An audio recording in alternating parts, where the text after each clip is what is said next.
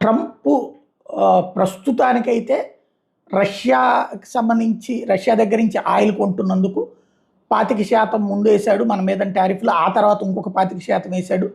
But China మీద వేయలేదు. ప్రపంచంలో అత్యధికంగా ఆయిల్ని కొంటున్నటువంటి చైనా మీద వదిలేసి మన మీద వేశాడు. ఎందుకంటే మనల్ని వాణిజ్య ఒప్పందం విషయంలో బలవంత పెట్టడానికి, బెదిరించడం కోసం చేసినటువంటి నాటకం. సరే, మనం కూడా మొండిగానే నిలబడ్డాం. ఇంకొకటి, మొన్న ఉక్రెయిన్ అంశం మీద రష్యా అమెరికా చర్చల నేపథ్యంలో తేడా వస్తే మళ్ళీ మేము ఇంకా ఎక్కువ టారిఫ్లు వేస్తామంటూ బెదిరించినటువంటి సంఘటన కూడా చూసాం. ప్రస్తుతానికైతే టారిఫ్లు ఏమీ ఎక్స్ట్రా వేయట్లేదు అని చెప్తున్నాడు.